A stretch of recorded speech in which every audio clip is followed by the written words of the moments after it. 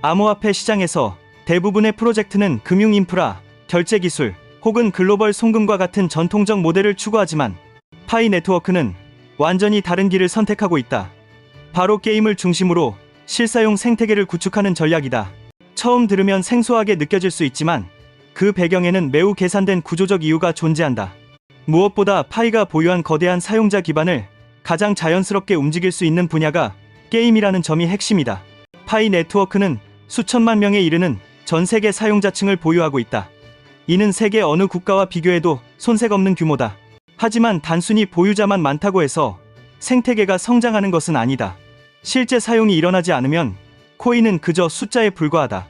파이 코어 팀은 이 문제를 해결하기 위해 사람들이 일상에서 부담 없이 파이를 소비할 수 있는 환경이 필요하다고 판단했고 그 답으로 게임을 선택한 것이다. 이 전략을 구현하기 위해 파이 네트워크는 거대한 벤처 투자 프로그램을 출범시켰다. 파이로 집행되는 대규모 투자를 통해 개발사와 스타트업이 자연스럽게 파이 생태계 내부에서 사업을 운영하도록 유도하려는 구조다. 법정화폐로 투자하면 생태계 밖으로 자금이 빠져나가지만 파이로 투자하면 참여 기업은 생태계 안에서 사용자와 연결될 수밖에 없다. 이는 파이를 실질적인 경제 단위로 정착시키는데 매우 중요한 설계다. 그렇다면 왜 굳이 게임일까? 코어 팀이 강조하는 첫 번째 이유는 게임의 사회적 속성이다. 게임은 단순한 오락 활동이 아니다. 경쟁, 협력, 커뮤니티 이벤트 등 사람이 모이고 연결되는 구조가 자연스럽게 내재되어 있다. 초대 기반으로 성장한 파이 네트워크와 게임의 소셜 구조는 높은 시너지를 만들 수 있다. 이 연결성은 파이가 가장 중요하게 여기는 실사용 전환의 핵심 도구가 된다. 두 번째 이유는 높은 몰입 수준이다. 현실에서 하루 수시간씩 사용자를 붙잡아둘 수 있는 콘텐츠는 많지 않다. 하지만 게임은 가능하다. 파이의 목표는 매일 접속하고 매일 사용하는 순환을 만드는 것이며 게임은 이 행동 패턴을 가장 쉽게 만들어낸다. 사용자가 게임 속에서 아이템을 사고 보상을 받고 광고를 보고 자연스럽게 파이를 사용하는 흐름이 형성된다면 파이 생태계는 폭발적으로 확장될 수 있다. 세 번째 이유는 가상 재화에 대한 사용자들의 높은 익숙함이다. 온라인 게임과 모바일 게임이 대중화된 이후 전 세계 사람들은 디지털 아이템, 스킨, 캐릭터 포인트 시스템에 완전히 익숙해졌다. 이미 수많은 게임에서 결제와 자산 교환이 일어나고 있기 때문에 파이가 결제 수단으로 도입되어도 거부감이 거의 없다. 이는 파이의 대중적 확산을 가속화하는 중요한 장점이다. 이 전략을 보여주는 대표 사례로 파이 브라우저 내에서 서비스되는 프루티파이가 있다. 단순한 퍼즐 게임처럼 보이지만 파이 결제, 광고, 보상 구조가 통합된 실험적 모델이다. 이는 개발자들에게 하나의 메시지를 전달한다. 재미있는 콘텐츠를 만들면 경제 시스템은 파이가 제공하겠다. 즉, 파이 생태계가 직접 게임 경제의 기반을 제공하면서 개발사를 끌어들이는 방식이다. 이 모델이 성공해 폭발적인 사용자를 모으는 게임이 한 개라도 등장한다면 생태계는 급격히 활성화된다.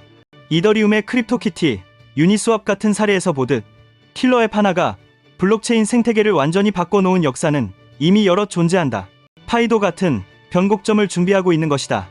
코어팀이 직접 앱을 만들기보다 해커톤과 벤처 프로그램을 통해 수천 명의 개발자를 참여시키는 이유가 여기에 있다.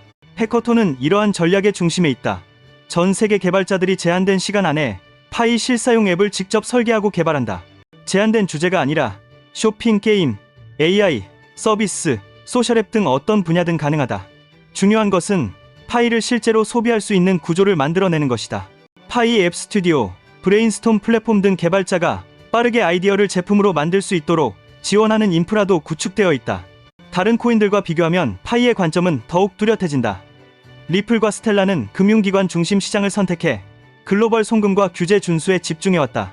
이 모델은 기업 고객 몇 곳만 잡으면 성공할 수 있는 구조이기에 게임 같은 대중적 접근이 필요 없다. 반면 파이는 일반 사용자 수천만 명을 기반으로 하는 프로젝트다. 자연스럽게 대중이 이용할 수 있는 콘텐츠 중심 전략이 필요했고 게임은 그 최적의 선택이었다. 이 모든 과정의 궁극적인 목적은 하나다. 파이를 실제 생활에서 쓰는 통화로 만드는 것. 이를 위해 파이 벤처스는 개인뿐 아니라 AI, 핀테크, 결제, 소셜, 커머스 등 다양한 분야의 스타트업에 투자한다. 투자 기업은 단순히 자금을 받는 것이 아니라 수천만 명의 사용자에게 접근할 수 있는 기회를 얻게 되며 이는 여타 블록체인 생태계에서는 얻기 힘든 강력한 혜택이다. 물론 이러한 전략에 대한 의문도 존재한다. 게임 중심 생태계가 실제로 오래 유지될지, 개발자들이 킬러 앱을 만들어낼지, 생태계 확장 속도가 충분할지 등 여러 변수는 남아있다. 하지만 해커톤 참여 규모와 벤처 프로그램의 움직임을 보면 파이는 개발자들이 새로운 아이디어를 실험하고 시장에서 직접 검증할 수 있는 구조를 꾸준히 강화하고 있다. 결국 파이의 전략은 단순한 게임 프로젝트가 아니라 실사용 중심의 대규모 생태계를 게임을 시작점으로 구축하는 과정이다.